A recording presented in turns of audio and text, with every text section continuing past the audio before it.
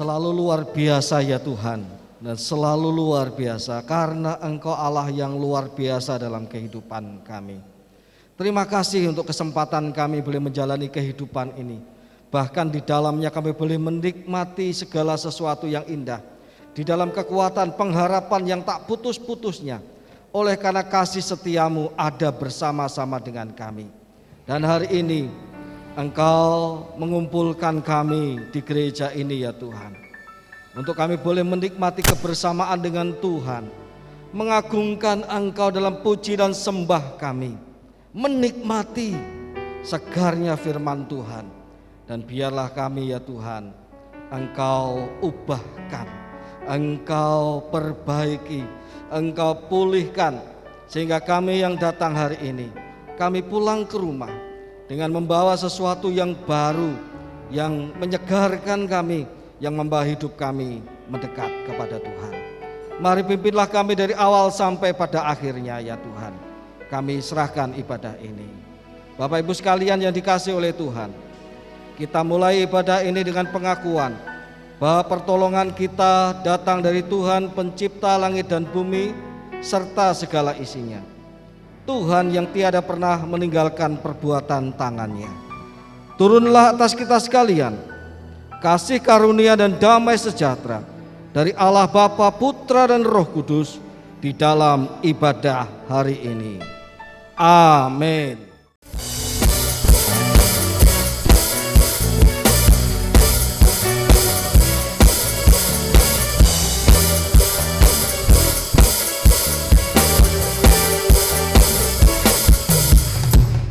Bersyukurlah kepadanya, bawalah pujian bagi Dia, karena Dia Raja, Dia yang perkasa.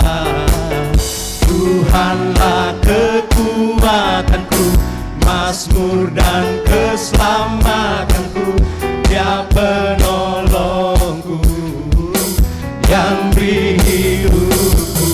Kau yang berjaya, suruh semesta sujud menyembah.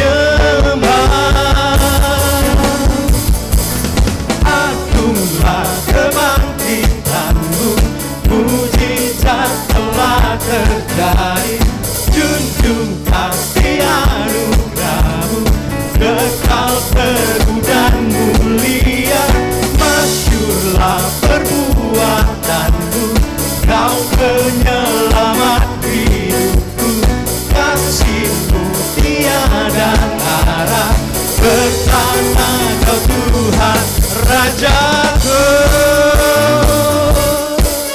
Haleluya, puji nama Tuhan.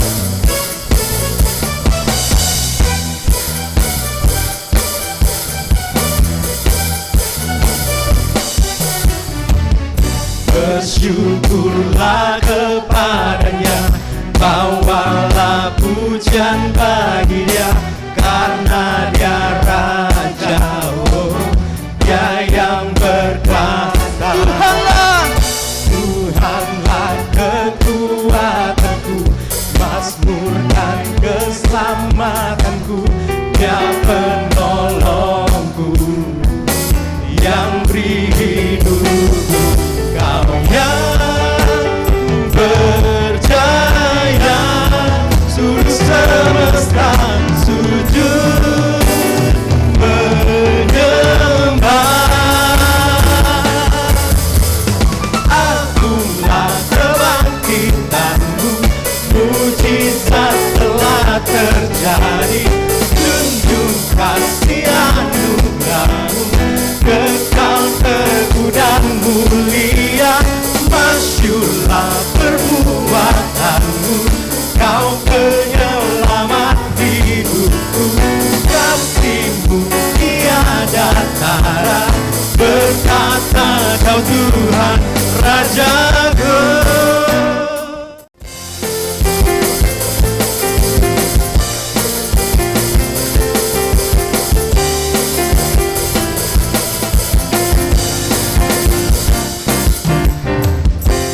Tuhanlah kekuatan dan Mazmurku, Dia gunung batu dan keselamatanku. Hanya padamu hatiku percaya. Kaulah menara dan kota berlindungan. Ku mau selalu bersyukur, sebab cintamu padaku takkan pernah berubah. Hatiku percaya, walau bumi bergoncang, gunung-gunung beranjak, namun kasih setiamu tak pergi dariku. Ku mau selalu bersyukur, sebab cintamu padaku takkan pernah berubah. Hatiku percaya, walau bumi bergoncang, gunung-gunung beranjak, namun kasih setiamu tak pergi dariku. Ku mau selalu bersyukur, sebab cintamu padaku takkan pernah berubah. Hatiku percaya, walau bumi bergoncang, gunung-gunung beranjak, namun kasih setiamu tak pergi dariku. Kasih setiamu tak pergi dariku. Kasih setiamu tak pergi dariku. Terpujilah nama-Mu Tuhan, kasih setiamu tidak pernah pergi dari kami. Haleluya. Tuhan, kami mau menyembah-Mu. Kami rindu hadirat-Mu Tuhan. Kami haus akan jamahan-Mu Roh Kudus. Haleluya. Seperti rusa yang haus, demikian hati kami Tuhan.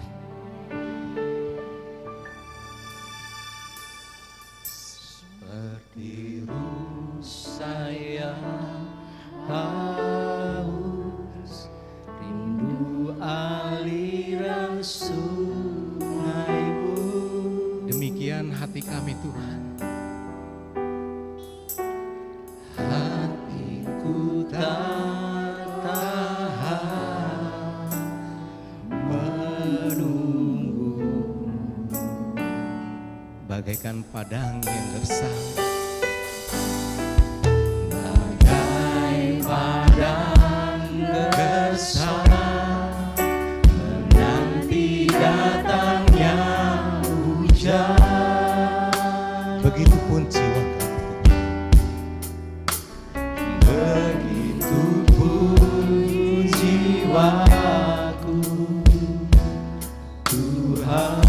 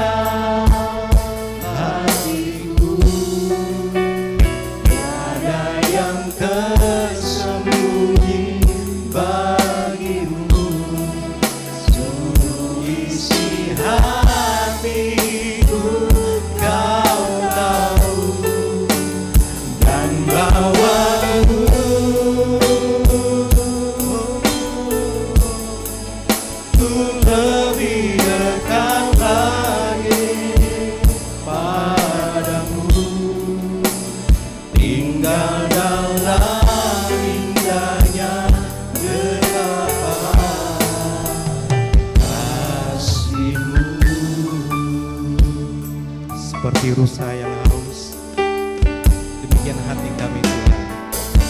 Rusa yang haus, rindu aliran sungai-Mu.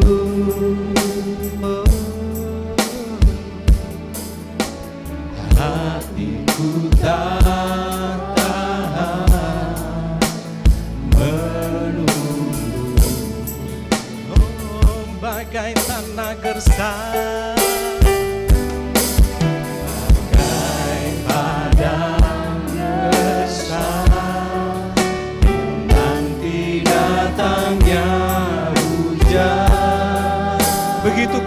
jiwa kami Tuhan.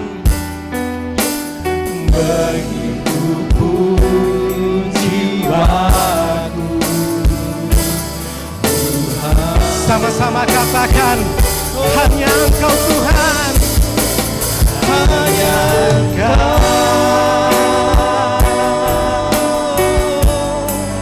pribadi yang menyenangkan hatiku.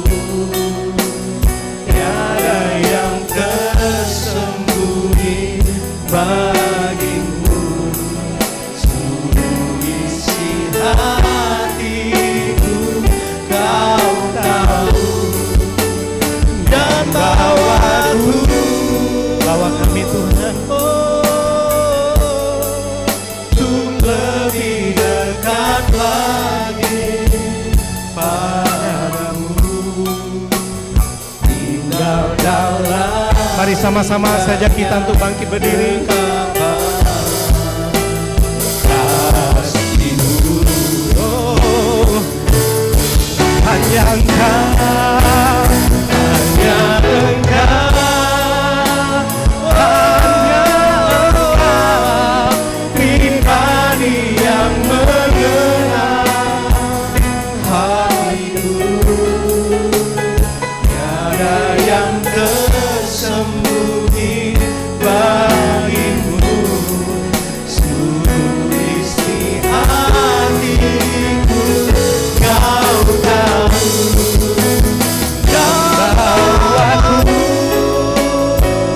Dan bawaku lebih dekat lagi padamu. Tinggal dalam indahnya derapan kasih-Mu.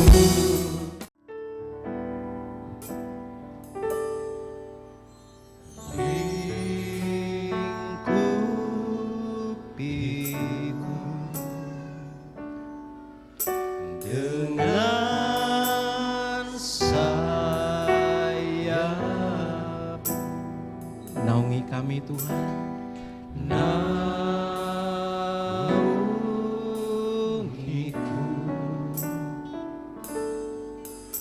dalam kuasa-Mu.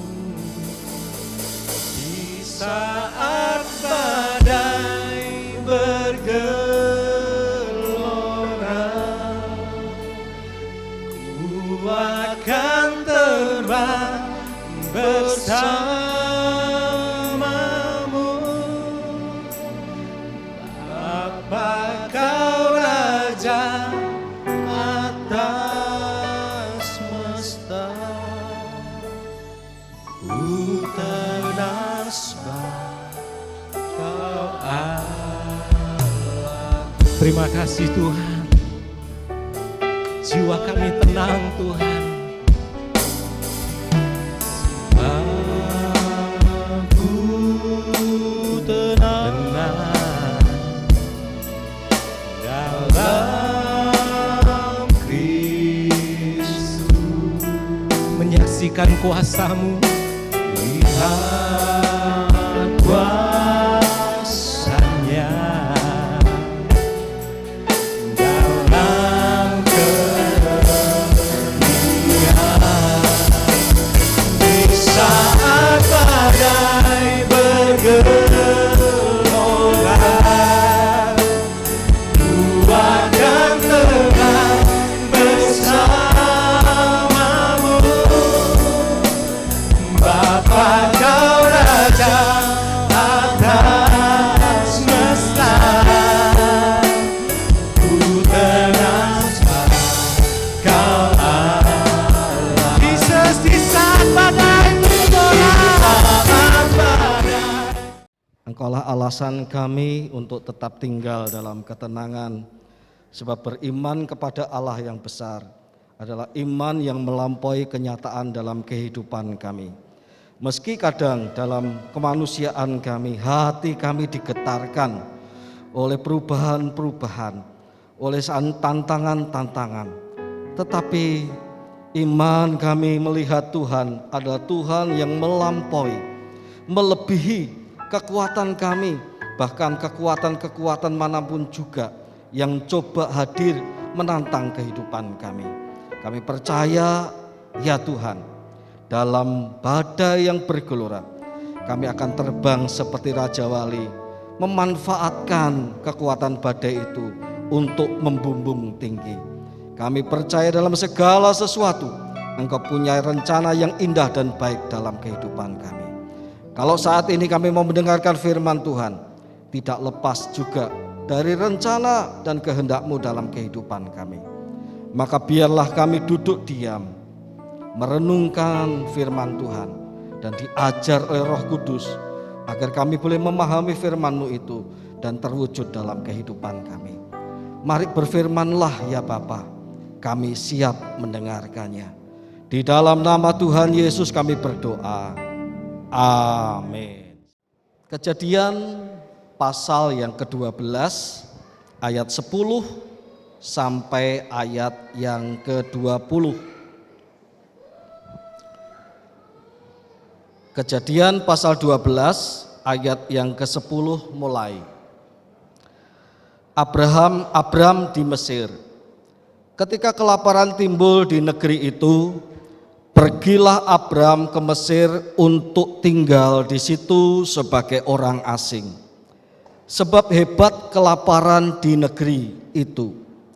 Pada waktu itu ia akan masuk ke Mesir. Berkatalah ia kepada Sarai istrinya, memang aku tahu bahwa engkau adalah seorang perempuan yang cantik parasnya. Apabila orang Mesir melihat engkau, mereka akan berkata, itu istrinya. Jadi mereka akan membunuh aku dan membiarkan engkau hidup. Katakanlah bahwa engkau adikku, supaya aku diperlakukan mereka dengan baik karena engkau, dan aku dibiarkan hidup oleh sebab engkau. Sesudah Abram masuk ke Mesir, orang Mesir itu melihat bahwa perempuan itu sangat cantik. Dan ketika punggawa-punggawa Fir'aun melihat Sarai, mereka memuji-mujinya di hadapan Fir'aun, sehingga perempuan itu dibawa ke istananya. Fir'aun menyambut Abram dengan baik-baik karena ia mengingini perempuan itu.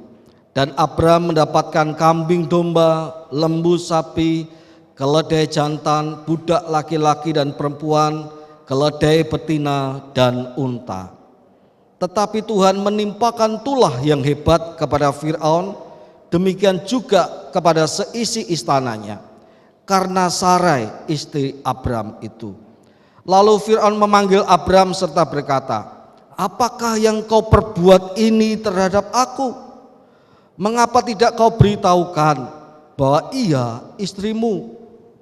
Mengapa engkau katakan dia adikku, sehingga aku mengambilnya menjadi istriku? Sekarang inilah istrimu, ambillah dan pergilah.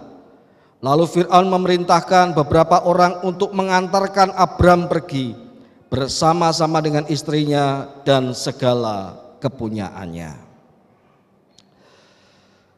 Bapak Ibu sekalian yang dikasihi oleh Tuhan, tema tentang survive atau bertahan hidup itu menjadi perhatian mulai dari ilmu biologi sampai kepada ilmu tentang kenegaraan peradaban manusia sampai juga kepada ilmu ekonomi. Ya, bertahan hidup. Dalam ilmu biologi dikisahkan tentang siapa yang mampu bertahan hidup adalah mereka yang bukan hanya kuat tetapi mampu beradaptasi dengan alam ini. Kenapa dinosaurus musnah? Padahal mereka kuat, tetapi dinosaurus yang tinggal kerangka itu tidak mampu beradaptasi dengan perubahan-perubahan yang terjadi di alam ini sehingga punah. Dalam peradaban manusia sejak zaman purbakala hingga sekarang ini terjadi peperangan-peperangan antar bangsa, tidak lain dan tidak bukan salah satunya adalah survive, mau bertahan hidup. Tidak mau kalau ada sesuatu ancaman yang coba akan mengkerdilkan dan mengecilkan kemampuan sebuah negara itu bertahan. Bukankah Uni Soviet dan Ukraina yang berperang hingga sekarang ini tidak lepas dari itu, upaya untuk bertahan hidup. Uni Soviet menyerang Ukraina karena tidak mau Ukraina menjadi pangkalan NATO. Ukraina coba membangkang pada Uni Soviet karena juga tidak mau selalu dibayang-bayangi oleh kekuatan raksasa dari Uni Soviet. Bertahan hidup Bapak Ibu sekalian alasannya. Sampai dalam ilmu ekonomi. Dan kalau kita runtut-runtut, bertahan hidup itu mulai dari kota, pusat-pusat ekonomi perkotaan, sampai ke kampung-kampung dan berakhir pada kampung tengah. Kampung tengah itu adalah perut kita Bapak Ibu sekalian. Bertahan hidup atau survive itu berkaitan dengan perut kita. Kita manusia memang diajak untuk terus berusaha bagaimana mempertahankan hidup ini. Pertanyaannya adalah, ketika kita mempertahankan hidup, berusaha mencukupi kebutuhan-kebutuhan kita, begitu rupa mencari, terus berpikir, berinovasi untuk menjauhkan kita dari ancaman kita tidak bisa makan atau dari ancaman kemiskinan. Di sana kita diajak berpikir, apa peran Tuhan di dalam upaya survive kita? Apa peran Tuhan dalam memenuhi kebutuhan kita? Kita juga diajak berpikir, apa kaitannya memenuhi kebutuhan atau survive itu dengan pemenuhan janji Tuhan dalam kehidupan kita? Hari ini kita disodorkan sebuah kisah bapak orang beriman, bapak leluhur Israel, Abram, yang belum berganti namanya menjadi Abraham. Ketika ia dipanggil keluar dari Ur Kasdim, ia segera menjawab panggilan Tuhan itu, dan tidak berapa lama ketika ia berjalan, ia sampai ke tanah Kanaan. Di negeri perjanjian itu ia tinggal sebagai orang asing, tetapi belum saja menikmati susu dan madu, negeri Kanaan, tanah perjanjian itu justru dilanda kelaparan. Kelaparannya bukan main-main, tapi dikatakan hebat kelaparan di sana. Artinya memang paceklik, musim hama, musim tidak ada pangan sama sekali yang ada di tanah Kanaan. Ini tantangan iman Bapak Ibu sekalian. Orang beriman itu, ada orang berkata kalau orang beriman itu segala sesuatu pasti mudah. Oh tidak Bapak Ibu, tidak pasti mudah. Ada orang bertanya kepada saya, Pak Denny, Pak Pendeta, kalau saya percaya sama Tuhan nih, saya kan orang bukan percaya sama Tuhan. Kalau saya percaya sama Tuhan, apakah saya akan segera menjadi orang kaya? Saya jawab tidak. Tidak, iman itu menjadikan orang diberkati. Tetapi kalau kita memperalat iman seolah-olah segala sesuatunya serba instan, tidak demikian. Iman, perjalanan iman itu sudah dicontohkan bukan hanya dalam kehidupan kita, tetapi sejak Bapak leluhur sudah mengalami. Perjalanan iman itu tidak ada dalam garis lurus. Perjalanan iman itu bisa saja turun, bisa saja naik, tetapi mesti harus terus maju.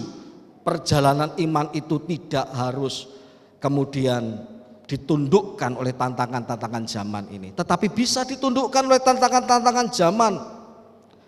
Karena panggilan Tuhan kepada Abraham ke suatu negeri untuk menikmati pemeliharaan dan janji Tuhan di sana, menjadi bangsa yang besar, diberkati dan memberkati.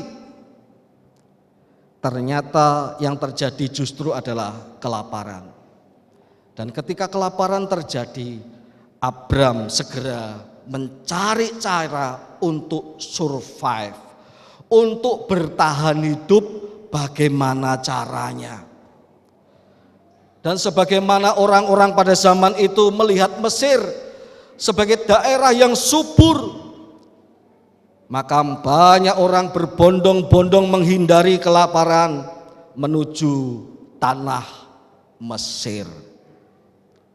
Sama seperti kalau kita sekarang ini melihat ada banyak imigran berbondong-bondong dari Afrika, dari Timur Tengah mencari suaka perlindungan ke Eropa, ke Amerika, ke Australia. Bahkan beberapa ada yang mendarat di Indonesia. Mengapa? Karena mereka berjuang untuk survive, untuk bertahan hidup, meskipun mengarungi lautan dengan perahu-perahu kecil.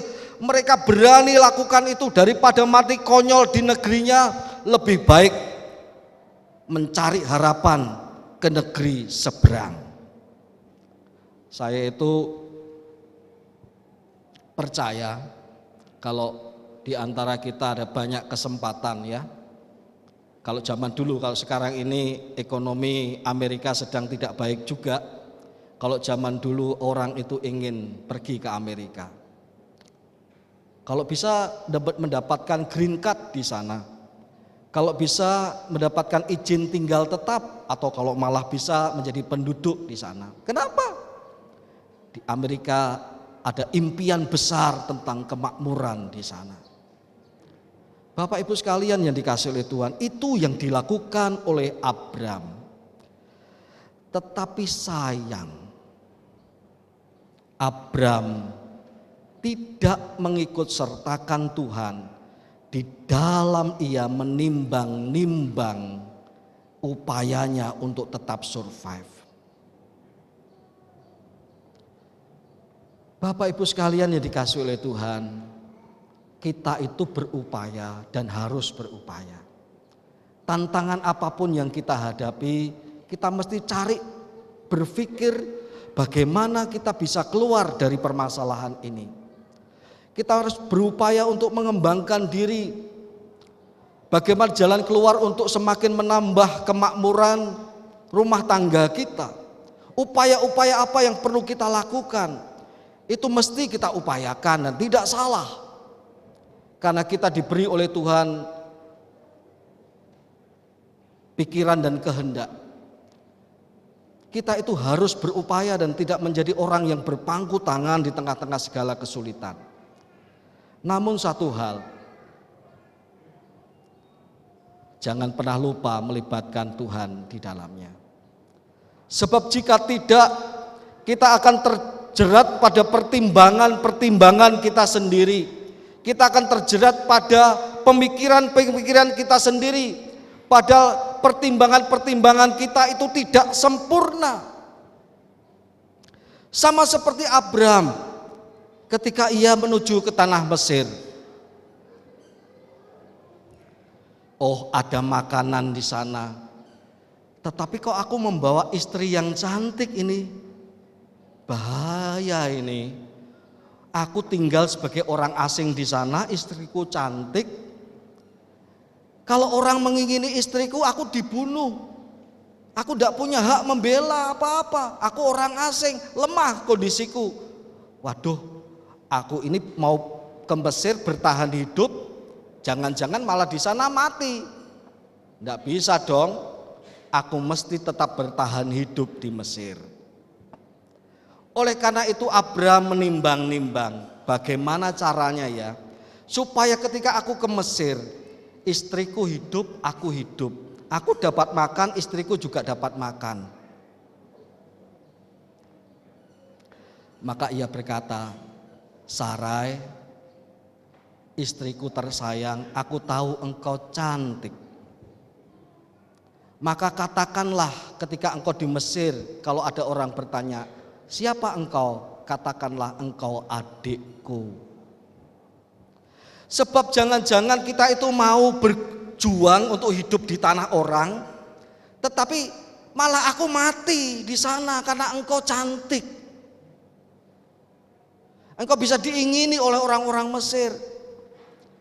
Sarah tidak ditunjukkan bagaimana ia menjawab, tapi rupanya Sarai setuju. Ya suamiku, aku akan berkata, aku adalah adikmu. Bukankah aku sebenarnya juga adikmu? Sarai sebenarnya adalah adik Abram. Lain satu bapak, lain ibu. Tetapi Abram salah pertimbangan. Pikirnya, kalau nanti ada orang berkata, siapa dia? Dia adikku. Betul, dia kakakku. Aku ini adiknya Abram. Lalu orang biasa, rakyat jelata akan mempersunting Sarai. Aku mau menikahi adikmu, aku menginginkan adikmu menjadi istriku. Setidaknya orang itu mesti izin dulu pada kakaknya. Bukankah adat Timur Tengah kuno, barang siapa mau mengambil istri, ia harus izin kepada orang tuanya. Kalau tidak ada orang tuanya, ya saudara laki-laki yang tertua. Bukankah itu aman? Aman. Nanti kalau ada orang mau memperi istri engkau, aku akan berkata, aku adiknya Abram, tapi izin dulu toh sama kakakku. Ya. Ketika Abram diminta izin, Abram sudah siap dengan jawaban. Tunggulah, kita ini orang asing, belum tentu kita itu kerasan di sini. Tunggulah barang setahun. Ya. Nanti kalau setahun aku sudah mapan di sini, bolehlah kamu ambil adikku menjadi istriku. Nanti Sarai, sebelum setahun kita sudah keluar dari tanah Mesir ini. Itu pertimbangan Abram, Bapak Ibu sekalian. Ia sudah kalkulasi demikian rupa. Tetapi Abram tidak pernah mampu memprediksi detail-detailnya, selengkap-lengkapnya. Manusia itu terbatas. Ia tak mampu memprediksi segala sesuatu tepat, kadang-kadang meleset. Dan benar saja Abram itu meleset. Karena sekarang yang tertarik bukan rakyat jelata, yang bisa ia ajak nego. Tolonglah, tunggu setahun, tunggu 2 tahun, biar aku mapan dulu, nanti bolehlah engkau memperi istri Sarai adikku. Ternyata yang tertarik itu adalah penguasa Mesir.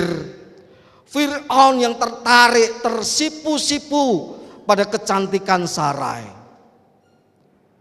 Kalau demikian, kalau penguasa sudah berkehendak,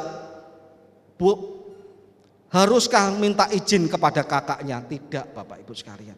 Kalau Fir'aun berkata ambil dia, bawa ke istana karena dia belum bersuami, dia adiknya, kakaknya, kasih segala sesuatu yang perlu, kasih hadiah-hadiah, biar dia menjadi istriku. Abram melongo, Abram tertegun, hatinya gundah, karena semua yang dirancangkannya, tidak pernah dipikirkannya akan seperti ini. Bapak Ibu sekalian yang dicintai oleh Tuhan, dalam kita merencanakan, Tuhan menghendaki kita memakai akal pikiran kita. Itu harus kita gunakan. Pertimbangan-pertimbangan kita mesti kita harus matangkan. Dalam kita bekerja, dalam kita mengembangkan usaha, dalam ketika melihat situasi dan kondisi, apa yang mesti harus kita lakukan. Dalam masalah-masalah tertentu harus kita lakukan. Tetapi ingat, semuanya itu terbatas. Ada seseorang datang pada hamba Tuhan, menangis, Pak, seorang ibu, Pak, tolong saya Pak, doakan saya Pak, saya sudah tidak tahu jalan keluarnya seperti apa. Apa masalahnya Bu? Pak, tiap hari orang nagih hutang sama saya Pak. Berapa hutang ibu? Sudah 100 juta lebih Pak. Duh, digunakan untuk apa? Ya banyak Pak, tidak terasa Pak. Selama ini saya bisa utang sana tutup sini, utang sana gali lubang tutup lubang. Sekarang udah tidak bisa Pak. orang udah tidak percaya sama saya. Saya tidak tahu Pak, tidak ada jalan keluar, saya bisa dipenjara ini Pak. Kebetulan ibu ini hutang juga sampai ke pinjol, namanya diperburuk oleh pinjol itu kemana-mana, termasuk kepada kontak-kontak dari hamba-hamba Tuhan yang ia simpan kontaknya, masuk ke semua ke sana. Dalam situasi seperti ini, seorang hamba Tuhan bertanya, Bu, pernahkah ketika ibu itu berhutang, ibu memikirkan apakah ini dikehendaki oleh Tuhan? Ataukah hanya ibu saja yang terburu nafsu untuk segera keluar dari masalah, sehingga malah menimbulkan masalah-masalah baru? Ibu tidak memprediksi hal seperti ini. Ibu hanya cari jalan keluar instan, dan sekarang ibu melihat akibatnya. Ibu terjerat hutang yang tidak lagi bisa ibu bayar. Hamba Tuhan itu berdoa. Saya mau berdoa supaya Tuhan kuatkan ibu berani menjalani proses ini, berani menanggung segala resiko dalam pimpinan Tuhan. Tapi doakan saya juga Pak, lepas dari masalah itu. Kalau Tuhan berkehendak bisa Bu. Tapi kalau Tuhan izinkan cara yang lain, ibu harus terima. Seorang pengusaha, contoh yang kedua. Seorang pengusaha yang sangat sukses. Usahanya berkembang begitu rupa, dari zero to hero. Dari orang yang bukan apa-apa meningkat dan mengagumkan sekali. Karena tampak sekali itu properti, harta miliknya, pundi-pundinya bertambah. Begitu rupa dan orang menjadi kagum. Sungguh orang ini diberkati oleh Tuhan. Suatu saat orang ini ketemu dengan saya. Saya bertanya kepada dia, aku senang loh, kamu luar biasa diberkati oleh Tuhan. Iya, ya Pak. Gimana toh, saya tanya, gimana caramu mengembangkan usahamu? Ya ceritakan pada saya bagaimana ia mengembangkan talenta yang Tuhan berikan dalam dirinya. Hobi menjadi pendapatan Bapak Ibu sekalian. Dan itu menghasilkan uang jutaan rupiah. Dan saya kagum dengan apa yang ia lakukan. Kamu seorang yang inovatif luar biasa. Tetapi kemudian dia berkata kepada saya bercita-cita setidaknya kekayaan saya di luar properti, di luar aset saya, ada tabungan minimal 1 M dalam deposito saya. Itu ambisi saya. Wah, luar biasa nih kawan yang satu ini.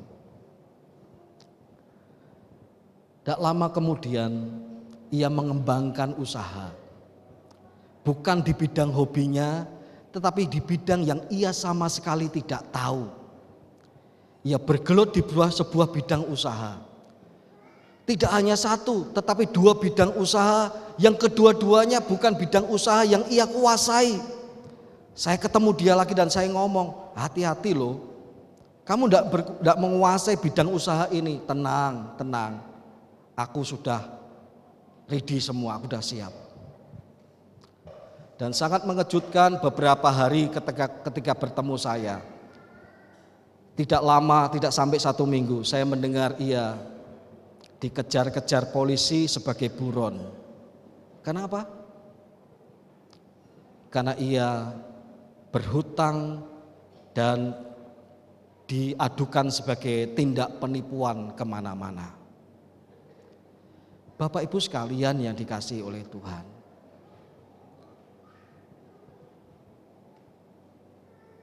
survive, mempertahankan hidup harus, berpikir harus, berinovasi harus, tetapi mesti kita melibatkan Tuhan di dalamnya. Kita mesti tidak boleh digerakkan oleh ambisi kita sendiri. oleh perhitungan-perhitungan kita sendiri. Kita mesti melibatkan Tuhan di dalamnya. Kenapa? Apa hak Tuhan dalam usaha upayaku untuk survive? Karena Tuhan itu punya kepentingan dalam kehidupan kita, Bapak Ibu sekalian. Karena Tuhan itu punya janji dalam kehidupan kita, sehingga Tuhan itu punya kepentingan dalam kehidupan kita. Sebagaimana Abram, ketika Abram itu melongo, ia didera bahwa perhitungannya tidak seperti yang ia sudah hitung-hitungkan. Ternyata sekarang Fir'aun menginginkan istrinya. Ia berpikir, aduh sudah habis aku. Aduh perhitunganku, prediksiku gagal. Aduh segala sesuatu pasti sudah hancur. Inilah akhir Abram. Tetapi Abram lupa bahwa Tuhan itu berkepentingan dalam hidupnya. Bapak Ibu sekalian yang dikasihi oleh Tuhan, Abram tidak mencari Tuhan, tetapi Tuhan yang mencari Abram. Abram tidak berpikir bagaimana melibatkan rencananya, melibatkan Tuhan dalam rencananya, tetapi Tuhan selalu terlibat di dalam rencana Abram. Bahkan ketika Tuhan tidak dilibatkan. Itu menandakan Bapak Ibu sekalian, yang hebat bukan Abram, tetapi yang hebat adalah Tuhan. Amin. Yang hebat bukan Abram. Abram itu manusia biasa penuh dengan kelemahan. Tetapi yang hebat adalah Tuhan. Hebatnya di mana? Tuhan itu berani berinvestasi janjinya kepada Abram. Sebuah janji yang besar, sebuah perkara yang besar kepada seseorang yang belum tentu mampu menjaga janjinya Tuhan itu dalam hidupnya. Tetapi Allah mempercayakan itu dalam hidup Abraham yang rentan dan rapuh.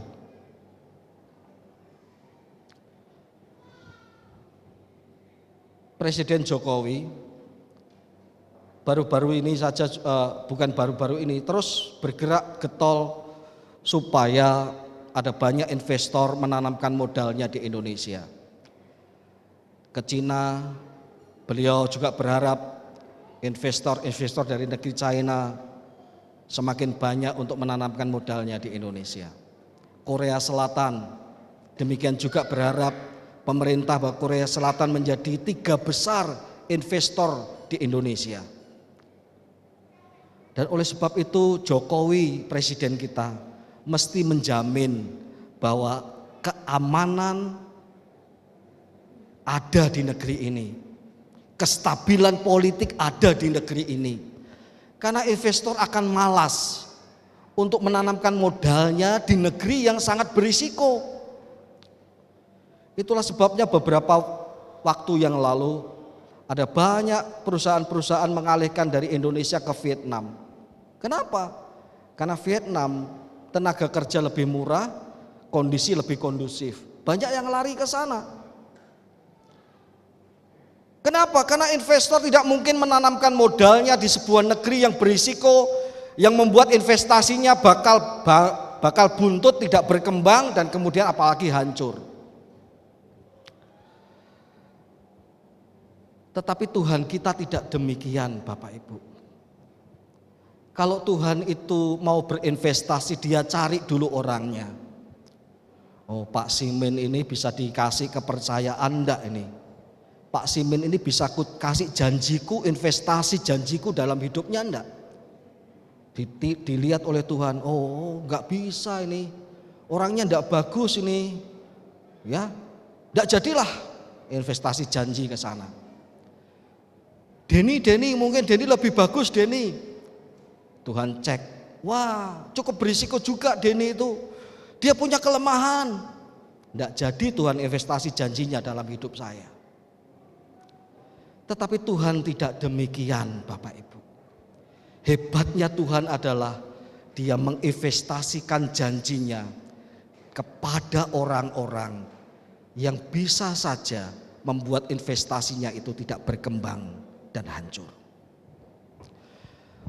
Apakah Tuhan tidak tahu Yudas akan menjadi pengkhianat?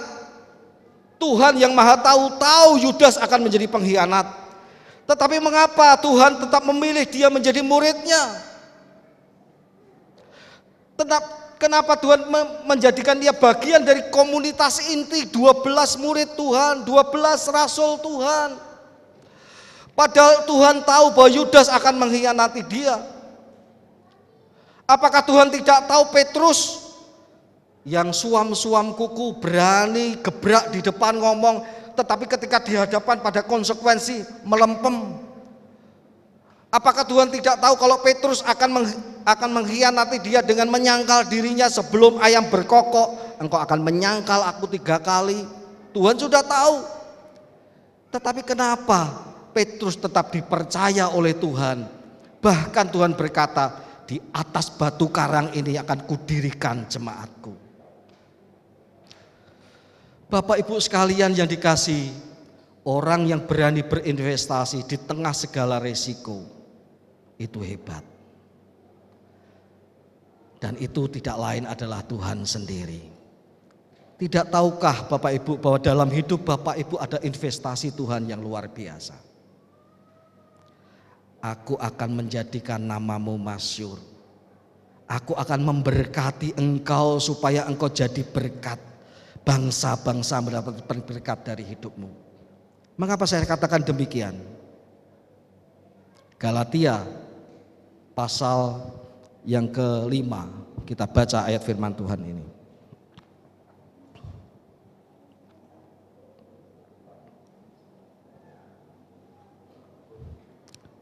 Galatia pasal yang ketiga, ayat yang ke-29. Dan jikalau kamu adalah milik Kristus, maka kamu juga adalah keturunan Abraham dan berhak menerima janji Allah. Kalau kita ini milik Kristus, maka janji Allah akan kepada Abraham adalah janji Allah kepada kita juga, Bapak Ibu sekalian. Amin. Oleh sebab itu ketika kita berupaya untuk survive, bertahan hidup, Allah punya kepentingan di dalamnya. Karena Allah yang menanamkan modal dalam hidup kita, Allah yang menanamkan janji dalam hidup kita, maka libatkanlah Allah dalam kehidupan kita ini. Sebab apa? Ia yang punya janji, ia tidak mau janjinya itu gagal.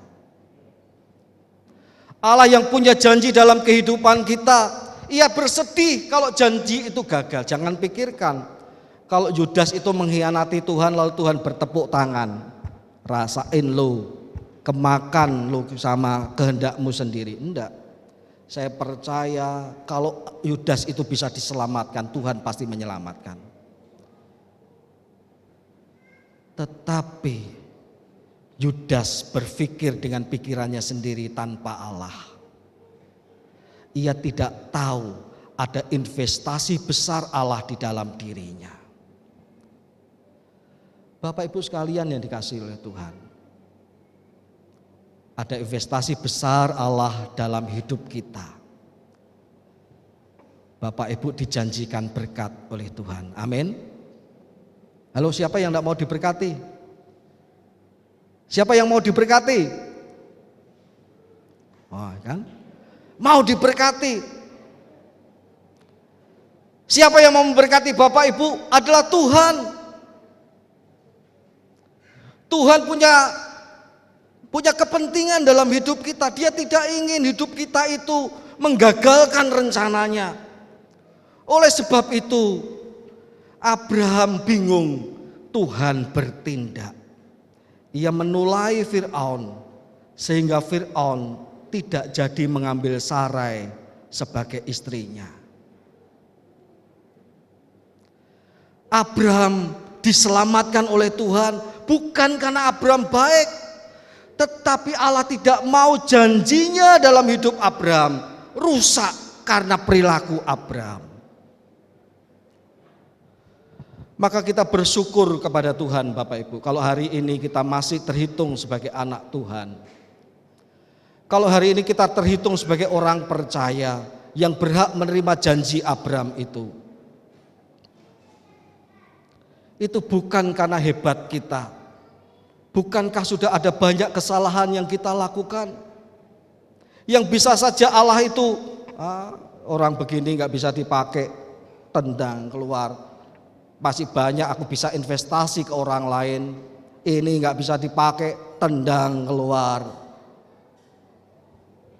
Bukankah Allah kita bukan Allah yang demikian? Buluh yang patah terkulai tak dipatahkan, sumbu yang pudar takkan dibiarkan redup, tetapi Ia mau mengobati, menjadikannya baik. Oleh sebab itu hari ini kita mensyukuri kasih karunia Tuhan dalam perjamuan suci. Tidak lain dan tidak bukan adalah karena kasih Allah kita ada sebagaimana kita ada sampai pada hari ini. Kalau Bapak Ibu pernah berbuat kesalahan, jangan kecilkan anugerah Tuhan. Sehingga Bapak Ibu berkata, aku sudah gagal, aku bergerak dengan pikiranku sendiri. Sehingga segala sesuatu akhirnya aku tanggung sendiri. Aku sudah menggagalkan rencana Tuhan dalam hidupku, aku tidak bisa diampuni. Jangan kecilkan anugerah Tuhan. Anugerah kasih setia Tuhan melampaui pelanggaran-pelanggaran kita.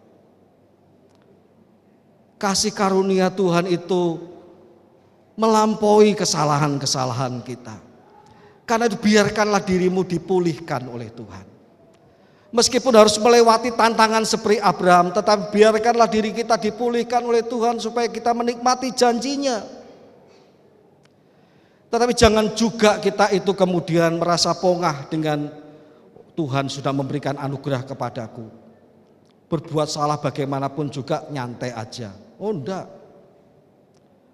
Jangan gunakan kemerdekaan itu sebagai kesempatan untuk berbuat dosa, kata firman Tuhan Galatia pasal 5. Tetapi marilah kita menghargai kasih karunia Tuhan itu. Kalau kita berbuat salah, kita menyesal kepada Tuhan, menyesal sebagai orang yang diberi janji oleh Tuhan. Sehingga penyesalan kita itu menjadi penyesalan Tuhan. Aku pasti engkau bangkitkan kembali. Pasti engkau rencanamu tidak gagal dalam hidupku. Engkau tidak mau rencanamu gagal dalam hidupku. Aku pun tidak mau Tuhan. Yuk bangkitkan aku kembali. Jadikan aku berjalan dalam rencana kehendakmu yang indah itu dalam hidupku. Supaya semakin nyata rencanamu diwujudkan di dalam hidupku ini. Saya percaya tidak ada orang-orang percaya yang bukan orang yang hebat. Amin. Halo?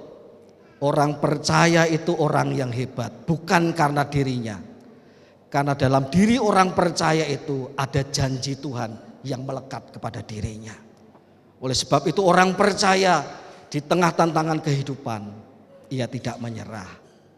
Tetapi sekaligus ia bersaksi, ada Tuhan yang bersama-sama dengan aku libatkan dalam perencanaan. Aku libatkan dalam hidupku, sebagaimana yang dikehendaki oleh Tuhan. Bapak Ibu sekalian, Presiden kita menyampaikan bahwa tahun ini adalah tahun yang berat. Sekali lagi, bahwa tahun ini adalah tahun yang berat, bukan hanya bagi bangsa dan negara kita, tetapi juga bagi bangsa-bangsa lain. Inflasi terus bertambah, tantangan bagi kita semua. Harga-harga melonjak, daya beli masyarakat menurun. Bahkan yang cukup menggetirkan adalah Pak Presiden kita mengatakan tahun 2023 tidak akan lebih baik dari tahun ini. Diprediksi pada tahun depan ada 30-an negara yang akan bangkrut. Kalau Sri Lanka sudah bangkrut di tahun ini, tetapi tahun depan diprediksi ada 30-an negara yang akan bangkrut. Lalu bagaimana anak Tuhan? menghadapi situasi dalam tanda petik kelaparan seperti ini.